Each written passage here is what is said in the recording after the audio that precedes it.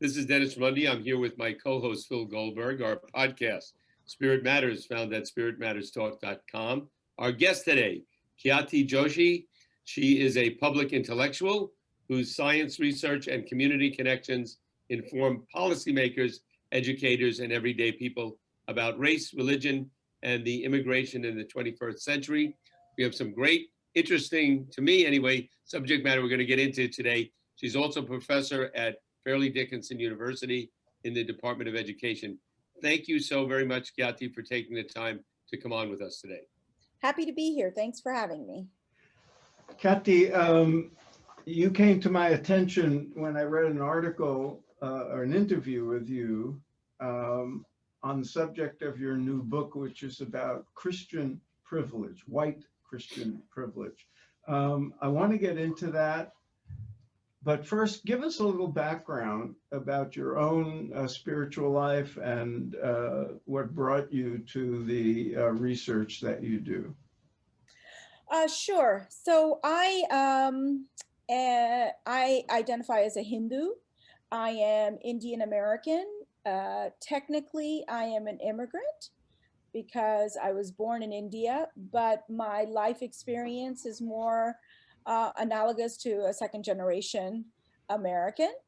And I grew up in Atlanta, Georgia, where I really didn't fit in as a little brown Hindu girl. Race and religion, in good ways and bad, have really defined and marked my life.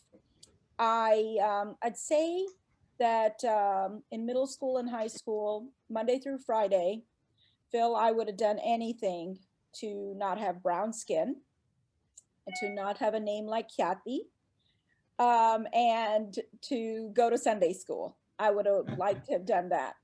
At the same time, though, on the weekends, I was a very proud Indian American. I grew up with a very nurturing, loving, supportive community. All of my uncles and aunties in Atlanta are still people who mean a great deal to me. And they, along with my parents, have made me who I am. My summers were often spent in India with my grandparents and aunts and uncles and cousins and everyone. So because of that, for which I thank my parents all the time, I'm a fluent Gujarati speaker, which helps me tremendously. So I'm, and very proud to be Gujarati. Especially when you go to a motel. Yeah. Yeah. And so, I grew up in a very Christian environment, but I would say really, all I knew about Christianity growing up was like that I was going to hell because I didn't accept Jesus Christ as my Lord and personal savior, right? It wasn't until I majored in religion at Emory University and took a class on liberation theology that I, kind of realized, well, not all Christians think that way, I actually focused on genocide and Holocaust, eventually going to the Hebrew University in Jerusalem for a year to study, and where I ended up also studying Arab-Israeli relations and such. And I do think it's relevant to point out here that that's where I met my husband, who is a Christian, by the way, not a Jewish person. And so we married, and he's very steadfast in his faith. He's an Episcopalian. And we have a 16-year-old who we are raising as both Hindu and Episcopalian. And so all of that comes into my professional world also. All of that comes into my professional world. Interesting. I'm curious. You went to Emory University, and that is a really great school. It's in Atlanta or the Atlanta area, as I understand. And I would imagine they draw from students all over the United States, all over the world. It's one of the top undergraduate programs in the United States. Was it a big difference in your interactions with students, people you lived with in the dormitory, people you went to class with? Was that a lot more, was it a lot more accepting than the kind of white Christian majority you were growing up with in elementary school and high school and middle school during that period in your life? Was it sort of an awakening? Oh, I'm in college now, people actually are more open-minded, or is it more of the same? No, it definitely was, but I attribute that more to age and adolescent and late and early adulthood So I'm development. not getting a feedback. Oh, can you hear me? Yeah. Okay. Yes, it was different. And I would attribute that more to, adolescent development and young adult development than I would necessarily who I was or wasn't around. I mean, by the time I was a junior in high school, the bullying and harassment had stopped, right? Because kids grow up and realize they shouldn't be saying some of the things they're saying, and they think differently, and, it comes with maturity. Can you tell us what led you to write White Christian Privilege, and what you mean by distinguishing white Christian privilege from what we've commonly called now, in recent times, the focus being on white privilege as a racial issue. Why Christian privilege, and how does that play in? Why is that significant? Sure. Well, I actually have been writing about Christian privilege since it was in my dissertation in 2001. And I've published several articles and book chapters on this. The book was, sometimes I'm talking about Christian privilege, sometimes I'm talking about white Christian privilege, because Christianity, like whiteness, has been embedded into our is embedded and has been embedded into our legal and social structures of this country. And like whiteness, it's often been invisible. And my book is about making it visible. Now I talk about white Christian privilege. That's the title because race is such a kind of preeminent categorizing principle of our country that, for example, Black Christians, Asian Christians will have Christian privilege, but there's still race then. And so the intersections of race and religion has been a focus of mine in terms of my own scholarship, and I bring it into the book here also. So sometimes it's Christian privilege and sometimes it's white Christian privilege. As a non-white, non-Christian American, do you find whiteness being a bigger problem or Christianity being a bigger problem? I would challenge the premise of that question, because I think then that just gets us into this hierarchical bit. I think we really have to look at the specific issue we're talking about or the specific groups we're talking about. And well, I guess what I meant, if I could interrupt, and that is that is the sense of privilege coming more from a person's feeling of whiteness or a person's feeling of I'm a Christian? Well, privilege is a product of systemic oppression, right? Privilege is not anything. If you have white privilege or if you have Christian privilege, you haven't done a darn thing to earn it. It's there because of who you are. Okay. Right. And so what we have to understand is white privilege is a product of systemic racism. Similarly, Christian privilege is a product of systemic religious oppression, where Christianity is, like whiteness, been embedded into our legal and social structures, like I said. And I get into various historical and legal moments in the book to explain this, to show the evidence of what I'm talking about. And then in the latter chapters, I talk about, well, what this looks like in our everyday lives, and then how it impacts Christians and non-Christians, religious minorities, atheists, and agnostics alike. Can you elaborate on that last point? How does it show up in our everyday lives in several ways? Sure, it shows up. We can think about the holidays and days off that are given. And then when people have to take personal days, as I do, to celebrate my holiday. I explained to my students when I was not tenured, I was always a little worried when I canceled class for Diwali, because when you cancel class, you have to make it up. And you know, if my students complained that, well, now Professor Joshi is making us come back to make it up, I thought, you know, it could be problematic. No students complained, but the fact that I had to put energy into that and worry about that is an issue. It's a privilege that Christians have, that practically the world, not just our country, but the world comes to a stop for December 25th, right?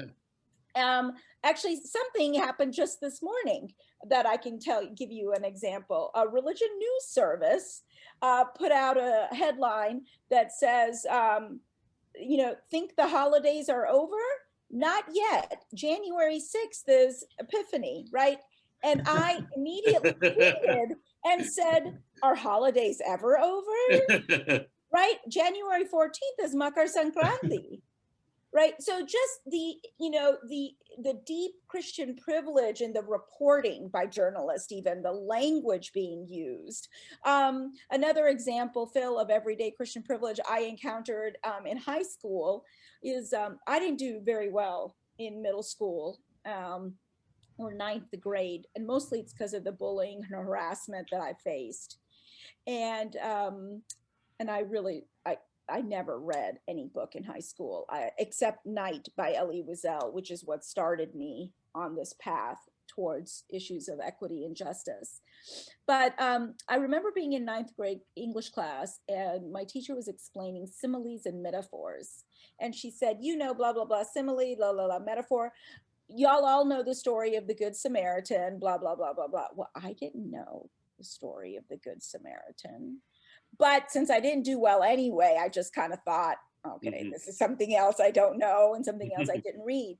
She was not wrong to bring up the story of the Good Samaritan to teach us similes and metaphors. Where she failed was to assume that every student knew what it was, right? And that happens a lot, right? It's in our language. It's sometimes I think of it as secret passwords that folks have.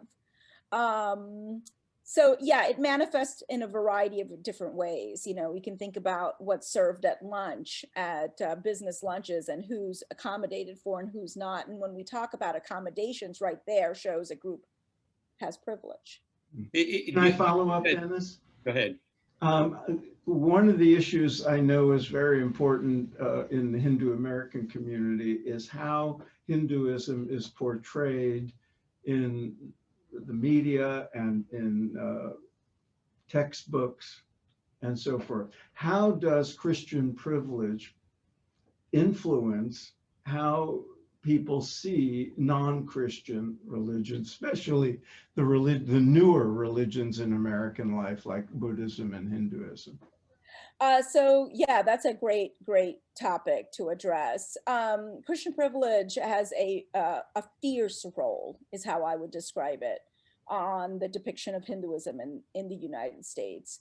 You know, when Christian ideas are presented as beliefs, like the virgin birth, like the parting of the Red Sea, which is not just Christian, yet the idea that I believe Hanuman jumped from present day India to present day Sri Lanka is regarded as a myth, right there delegitimizes my faith as compared to Christianity, right? And so we see that a lot. We see that in the depictions of the Hindu deities. You know, it's considered comical, fantastical. And Christianity is the more is the more substantive faith. Right. Yeah. And do you think that history as opposed to myth? Christianity, Christian privilege coming from the oppression from Christianity, as I understand it, is that also due to the fact that Christianity is a religion that proselytizes? They want everybody to be in their club. Whereas Hinduism, I know many Hindus, and nobody's ever tried to convert me to Hinduism. People of Latter-day Saints have tried, you know, and there are Islamic people, maybe other Christians, but not so much in Hinduism. But do you think that aspect of proselytizing is going to make a religion more oppressive? Well, I think you've actually brought in a whole bunch of different threads that have to be disentangled. So first, you know, when we're talking about Christian privilege, it's really a structural, a legal and social structural issue that we have to tackle. And I think that's important because otherwise then we're getting into beliefs, right? Which someone believes this and they can believe it. I show and map out how Christian privilege has been present. In the book, I talk about three phrases: Christian hegemony, Christian normativity, and Christian privilege. And Christian hegemony is really where I'm talking history and law. And so you have to go back to the doctrine of discovery, which were a set of papal decrees in the 1500s that said essentially that any what I learned in elementary school as explorers, who I refer to as colonizers, right? Any colonizer coming upon land not owned by a European monarch, not claimed by a European monarch, is theirs to take. So that's what happened with North America, Central America, right? In terms of the colonizers, South America. And then that doctrine of discovery fed the idea of manifest destiny that said this land was theirs to take from sea to shining sea, right? So I think that showing this and then how that has influenced law in this country, we can take some of the free exercise cases and dissect those. I don't know how much detail y'all want to get into, but we can also look at immigration acts and see that even though we have First Amendment with freedom of religion, you have to understand how race, ethnicity, and religion have intersected in terms of the impact of immigration laws and some Supreme Court decisions. So that's where my focus is. Proselytization is an issue, and it's certainly an issue on the everyday level here. But when I'm trying to make the case for Christian privilege, I stick to legal and social structures. I get to ask a follow-up question. Do you think in the last 20, 30 years, things have gotten better or worse? In relation to what? In relation to the effect Christian privilege might have on somebody who's not white Christian privilege might have on somebody who's not white or Christian, but American? See, I think that, you know, these legal and social structures, they don't disappear when they're embedded in our laws. So for example, although we have increasing religious diversity in our country, post 1965 with the Immigration Act, we can still see that there are issues of equity and justice when different houses of worship are trying to be built and local city councils and townsfolk object to it, right? So it's important. Religious diversity does not equal social justice. And so, or the presence of religious diversity doesn't mean we have equity and justice. So there have been many Hindu temples, synagogues, mosques, gurudwaras, where, you know, communities try to erect those houses of worship, and the townsfolk opposed it, even when those buildings were going to be erected on land that was already zoned for religious houses of worship. Right. So that's still an impact. So I think you have to, you know, privileges again, and this is, it's hard for sometimes for people to get it around, you know, get their hands around it and head around it. But privilege is a product of systemic oppression. And so until we undo those laws, until we override those laws, until we override those Supreme Court decisions, in some cases, they're not going away. Which specific laws and Supreme Court decisions would you most, are most on the forefront of this? And which would you, if you were an activist, would you seek to overturn? Well, I think of it, there's right now the biggest issue, I would say, the one that's impacting us now is the Hobby Lobby decision. In terms of the way, the idea that corporations have the same amount of freedom, if you will, and say as people, and the way that Hobby Lobby is using its religious stance to impose that religious stance, their Christian views, on people in terms of people's healthcare choices. I would say that that's a really, really important one. There were a couple that decisions that came down this summer that will be important to keep an eye on. There's one, I believe, if I'm remembering correctly now, out of Montana, that basically provides both the cases that happened this summer privileged religion in general above other civil rights. And so it'll be interesting. The one in Montana had to do with religious schooling, religious schools, and them receiving, government funds. And it'll be interesting if there's any non-Christian schools who end up receiving those funds. Right. You know? And the issue of religious freedom, that term has become a loaded one as well, hasn't it? Well, yes, unfortunately. I think one of the things that conservative Christian America is really good at is marketing and taglines. Their messaging is phenomenal.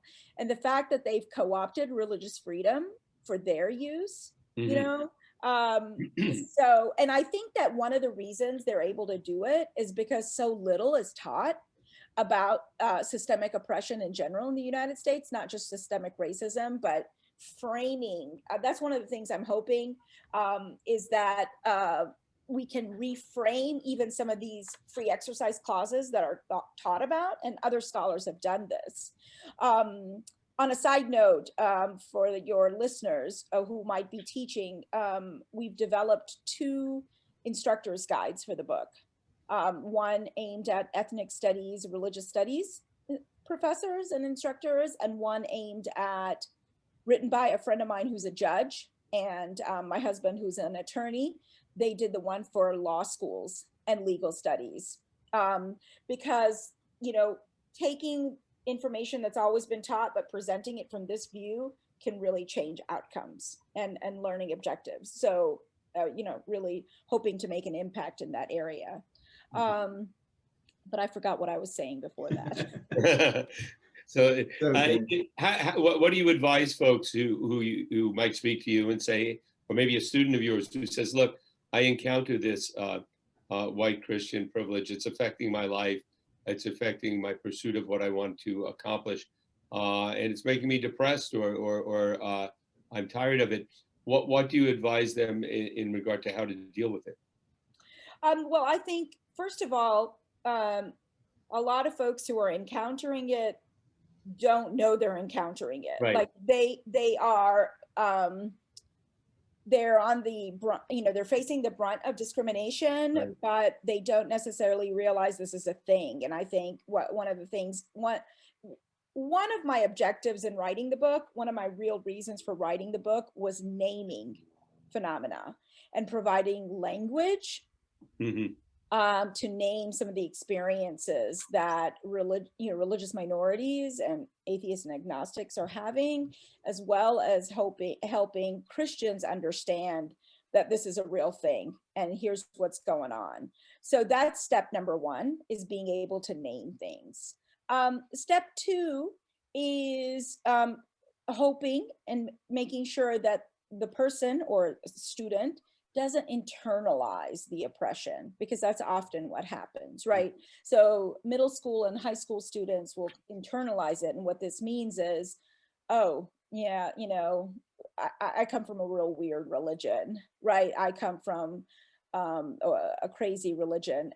My very first book, which was based on my dissertation, it was called New Roots in America's Sacred Ground: Religion, Race, and Ethnicity in Indian America. And I'll never forget, it's based on interviews with 40 second generation Indian American Hindus, Sikhs, Christians, and Muslims. And I had one Hindu woman say to me, "I wish there was a 10 commandments in Hinduism." Because she was just looking for, what is this about? She didn't understand her faith. Nobody could help her understand her faith. And so she just kind of internalized, my faith is weird. It's not you know, in Christianity, she could get her head around it because she was constantly around it, right? But with Hinduism, she wasn't. So one of my objectives always as an educator, and especially as a teacher educator, is to help teachers understand all the power they have so that our kids don't internalize classism, sexism, racism, religious oppression, and so on. So that's really important. I'm glad you went where you just went. I have two questions. One, I've heard the yamas and niyamas from the Yoga Sutras referred to as the 10 Commandments of Hinduism. That's one of the ways that the Christian framework gets superimposed. I've heard the Bhagavad Gita being called the Bible of Hinduism, and neither is really true. You never hear the Bible being the Bhagavad Gita of Christianity. Well, it shouldn't be, because they're very different. But the other thing I would love to hear you talk about is that subject matter of your first book is of great interest to me because of, you know, the work I've done. I've become very intimate or conversing with the Hindu American community, and I think the 1965 immigration law will be considered one of the turning points in American history, certainly American religious and ethnic history. Yes. Could you basically discuss the effect of that? And now you said you were born in India, but you're basically a second generation Hindu American. Now there are third and fourth generation Hindu Americans. Yes. And I'm curious to see to the extent to which that the Hindu American experience, as well as the Jain and Sikh experience, is similar to or different from like the Jewish experience and Catholic experience of 100 and 150 years ago. How are the American-born Hindus different from their parents and grandparents and so forth? That's asking a lot, but you know. No. So a few thoughts. Well, first, to really understand the Immigration Act of '65, we do have to back up a little. And to really understand the impact of it. And I'm only going to back up to 1917 real quick and 1924, which were two immigration acts that are really important to this conversation in a number of ways, which will become evident once I talk about them.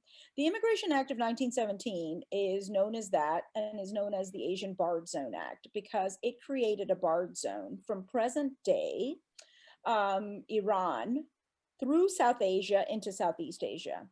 This swath of the planet, people were no longer allowed to immigrate from this swath of the planet to the United States. So the law is very clear. It's out, you know, it's prohibiting people from the countries in that zone. Okay, it doesn't say one word about religion. But when you see the impact of that law, you see that this excluded Hindus, Buddhists, Jains, some Jews, some Christians, Muslims, Dao, all kinds of folks. Okay, now you put that on hold for just a minute, and we go to the Immigration Act of 24, which severely curtailed immigration from Southern and Eastern Europe. It did not shut the door on it like it did for the Asian Barred Zone Act. There was 2% of the sending countries that, you know, based on the 1890 census were allowed to come in. Okay, so the way I describe it is, for Asians, the door was shut in 1917, and for those coming from Southern and Eastern Europe, there was a shoe put in the door to keep it slightly ajar, is the visual. Okay, now when you look at the countries of Southern and Eastern Europe in terms of their religious backgrounds, we're talking about Jewish, Catholic, and Orthodox, right? Greek Orthodox, Russian Orthodox, not Protestant. So if we put together 24 with 1917, Congress was socially engineering demographics of our country, right, to be skewed to white and Protestant, right? Now, our doors were effectively shut after 24 until 65. There were a few exceptions along the way, not nearly enough. I think specifically about the refugees, the Holocaust refugees, the Jewish refugees from Europe. And there were a few other exceptions. In 65, we open up and we said that every country can send immigrants. And it is absolutely, what's so interesting about the Immigration Act of 65, which was signed by President Johnson, who wasn't the most liberal president we've had. But he did some amazing, during his tenure, there was some amazing legislation brought about. But what's really interesting is that in his remarks at Liberty State Park, at the signing ceremony, he said, you know what, this law is about undoing the wrongs of the past, but it's not going to make a really big difference in our country. And he could not have been more wrong, right? He could not have been more wrong, because it has, I would argue, that has single-handedly changed the racial, religious, ethnic demographics of this country. So that's what we have. And I will say one big way that second, third, fourth generation Hindus will have a different experience as compared to the Jews and Catholics is because of race. Because of race, because we are racial and religious minorities. Our religion does get racialized, right? So sometimes I've faced harassment, not because I'm Hindu, but it's because I'm, assumed to be Muslim, Right. Especially after 9/11, because of brown skin and long hair. Trust me, I have a very intimate relationship with TSA, way more intimate than anyone would ever like to have. Okay, so I think in that respect, it will be markedly different. The other way it will be different is because of technology.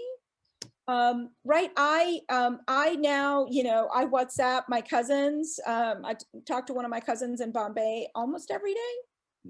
Right, that was not the case for those who were coming over and were here in the 20s. And as I always remind my Indian American friends, my ancestors got off a boat and they didn't have Skype, nor did they speak English. You have that advantage.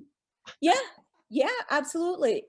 So there are parallels that can be drawn, but there are many differences. And how is the generational change?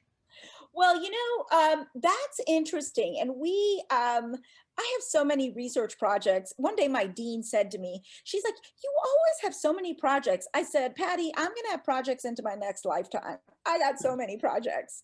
And one of my projects that I want to take on, I'm not sure when I will, is really looking at race and religion with the third generation. Right. It's going to be interesting because you have a lot of second generation folks who, grew up with parents who were religious. Phil has met mine. My parents helped establish one of the Hindu temples in Atlanta. It's no wonder that I've gone into this kind of work, with the influence that I had from my mom and dad. But what it's going to be like for the third generation whose parents don't know as much as their parents did, and also what we have seen with my own data as well as other anecdotal evidence is that second generation aren't the ones who are going to the temples that were built by the immigrant generation. They don't go really much at all because many times they don't fit in. And so then what is religion? What is Hinduism going to look like? Right. In the third generation is going to be very interesting.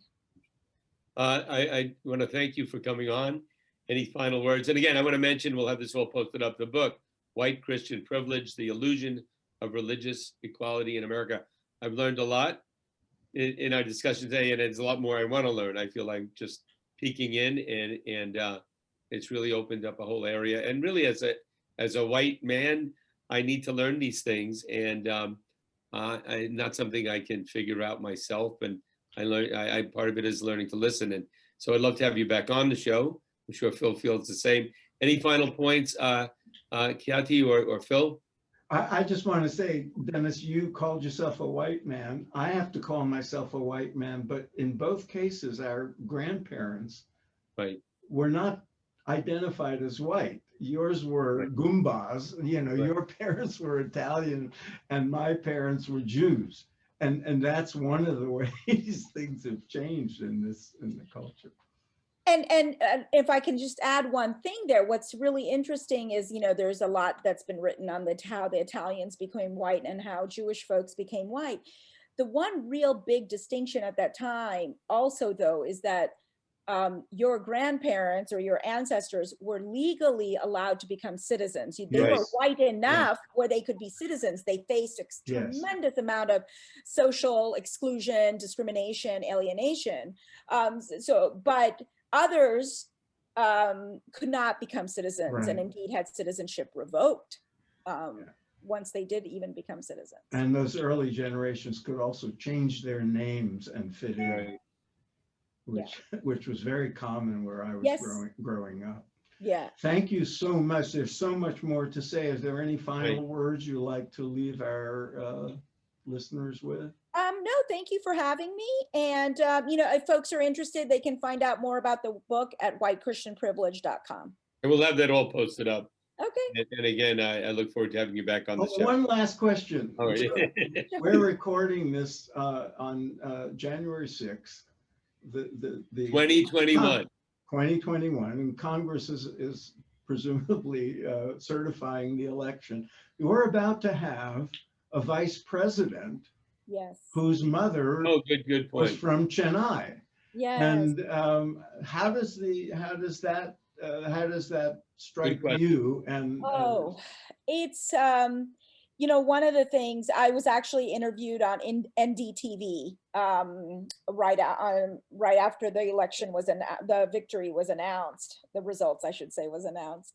And one of the stories I shared there was just really thinking about the fact that Kamala Harris has had some experiences that are similar to mine is just flabbergasting and so empowering. yeah, She talks about going on walks with her grandfather. Well, I did the same thing, you know, walking in Ahmedabad with my grandfather when he would go to the temple.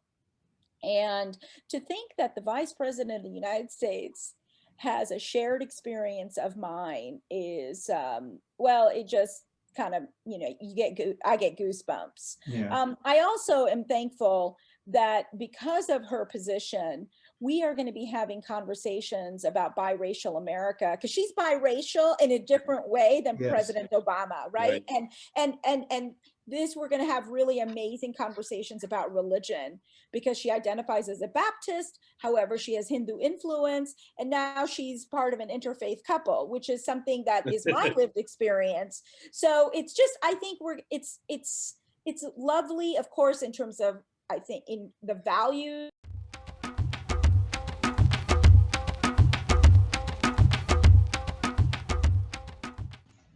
Phil, that was Khyati Jyoti, wonderful guest. And for our people, not only listening, but watching, it ended abruptly. Yes. Fortunately, there was no catastrophic event that took place. I'd like to use the excuse of an earthquake or whatever, but it's not true. The earthquake was new. our ignorance. Phil and I are a little new to technology. We love Zoom, but using it is another thing. And there were time limits, and so it won't happen again.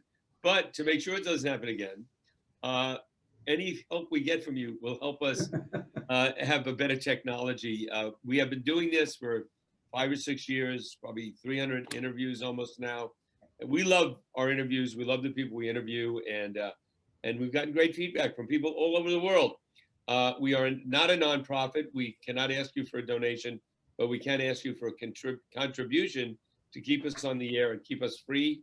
And if you can't afford to pay anything, that's fine. We want you to have full access to our archives, our recordings, whatever. But if you go to spiritmatterstalk.com, that's 3 words, Spirit Matters, that's plural, talk.com. There'll be a red button there, and you click on that, and it'll give you a variety of opportunities to contribute. Not a tax-deductible donation, but a contribution to keep us on the air. So, Phil, I thought that was a wonderful interview. I learned a lot, and there's obviously a lot more for me to learn. Yeah, I was really pleased that we were able to get her onto the show. I had read an article of hers in Khabar magazine, which is for the Hindu American or the Indian American community, about this, her new book, White Christian Privilege. And I said, well, this is right up her alley. And it's an important subject, not only in terms of spirituality in America, but also as it relates to social justice issues and freedom of religion and all kinds of things. So I was really pleased we could get her on, and I apologize because the abrupt ending was my fault. All right, we can spread it around. But it is fascinating. It was, in some ways, it was heartbreaking, to hear about her childhood and how she had to sit there and wish that she wasn't brown skinned, that she wasn't a Hindu. My religion is strange. My people, there's strange beliefs in all religions. So people have to step back and really look at that. And I think we have a responsibility for ourselves, for our children, our grandchildren, our nieces, our nephews, younger people we deal with, to be open to other people and to understand religion was never, it should never divide.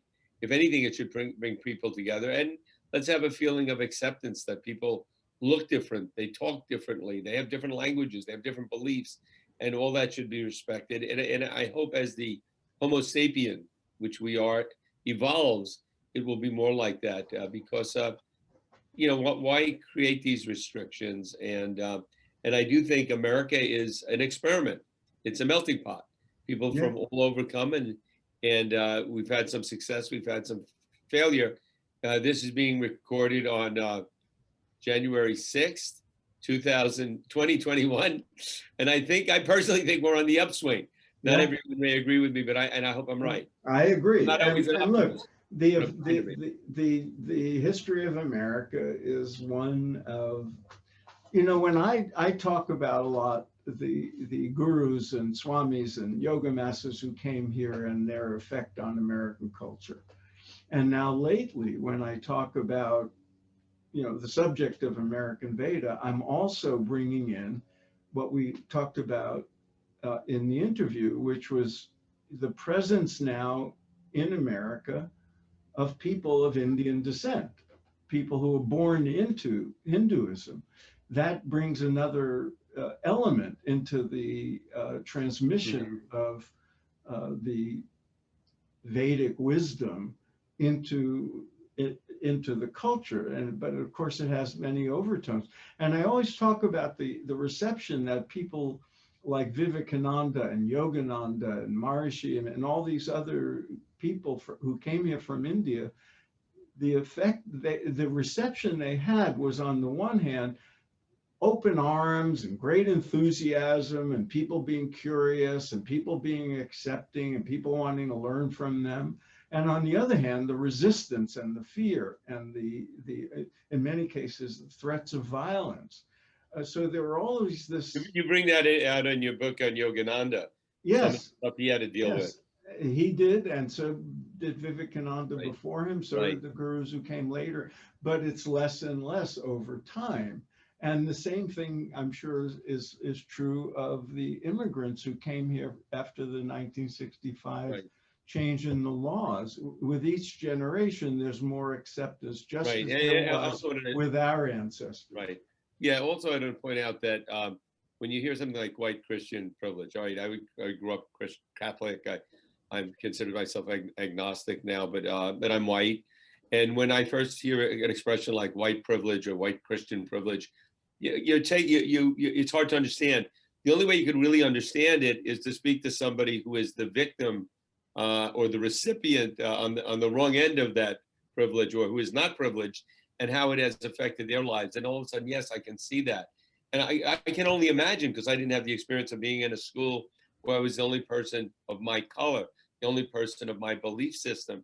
And what it might be like for those people to be made fun of. Because when you make fun of people that are in those situations, you're not only hurting them, you're hurting them because they know those words are very hurtful to their parents, their grandparents, their lineage. Yeah. So that schools should take, and I think they do to a certain degree, but much greater degree, take it upon themselves to educate teachers and other students about that. And so much you hear now. Oh, we understand those people are doing well. What are they complaining about? And on like that. And it's really a sad and sorry state of affairs. And I did think in the 60s and 70s we were making progress in regard to all this, but now I'm not so sure. I see every day in the news, I see Yeah, stuff. but at the very same time, disturbing. but things do change. And look, I know Hopefully for the better. yeah, and the Hindu American community has been very active, just as you know there were the Anti-Defamation League and Right. other things that that Jews started to combat Mhm. prejudice and oppression. The Knights of Columbus, in the case of Italian Americans, there were always these people especially after the first and second generation started to assimilate, they would fight back. And so the Hindu American community has been very active in trying to correct textbooks. It's one thing we didn't get into. Who did we have on that discussed that from? We had Rita Sherman. I think we had other people. The whole textbook issue and how Hinduism is portrayed is a, so kids read this. Right. I love the point she made about how, we talk about a virgin birth in Christianity. Yeah, we talk about the Holy Trinity, all these things. But if you mention a Hindu god, a goddess, or right. it's all like, oh, that's mythology. I have this argument with a Christian preacher friend of mine who I say, why do you call the Hindu stories of Krishna and Rama and everything Indian mythology when, as far as I'm concerned, the resurrection is Christian mythology. Right, exactly. You don't talk the about parting of the Red Sea. But and that's a big issue. So kids were look. When I was a kid, I grew up in an assimilated sort of melting pot in Brooklyn, but I had Christian classmates tell me my people killed Christ. Yeah. And your parents and grandparents were probably called, derogatory names because they were, Italian Americans and not white Protestants, so, but it's different now. I think the element of race makes it even more complicated. That's exactly people were white, and that's right. the majority. When you're not white, then it's been made even more difficult. And also because Catholics and Jews derive their religious beliefs from the same source, that Middle Eastern Judeo-Christian, the Middle Eastern, ethos that gave us the Bible, and all that is very different with the when you went to high school, did you know any Hindus or Buddhists? I didn't. No, there weren't any, because it was before 1965 immigration. I had Chinese friends, right, and Japanese classmates, but not usually they were Christian. Most of them, yes, not all of them, but they were. So this is it's a different phenomenon, and I think it's terribly important, and America will learn from it, and America will change because of it. And now, we have Kamala Harris in the White House. And not only that, you turn on the television and there's all these very prominent Hindu Americans. I assume they're Hindus. They're certainly Indian Americans, but judging from their names, like Sanjay Gupta was on the Colbert Show the other night. So you have these eminent doctors, lawyers, congressional representatives, all of Indian and Hindu descent. That changes things. It changes perception. We didn't get into that.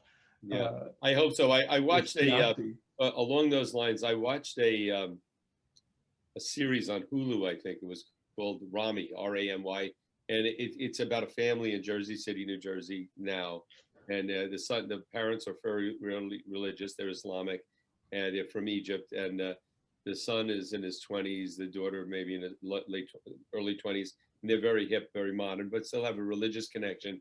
And maybe it's the first time I've ever seen an Islamic family portrayed as a normal family in any movie or TV series or whatever like that. Yeah. And I thought that was that sort of stuff does help.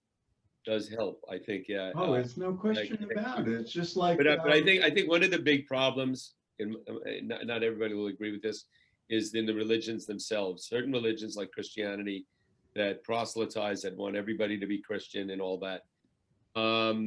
They create these prejudices, and I think even in Judaism, where they're not proselytizing, but they want to keep their people in, that also has an effect. But I think Christianity, religions that proselytize, like Christianity, create a very big But problem. we should also recognize that there's differences among Christians. Like when I talk about I don't having think doctrine that they have to be like that. Right, and many of them are very open and progressive, and they welcome the other, and they're active in interfaith, and they learn from the Hindus and the Buddhists and Quakers. Yeah, well, yeah, but the people who embraced Vivekananda and Yogananda, they were all white Christians. Right. So they're not all right. In the camp of sort of being threatened by the religious other, but many of them are, and it's an ongoing battle. And I'm really glad there are people like Khyati fighting the good fight. Fighting the good fight. And bringing out the truth of these things in a rigorous and scholarly way.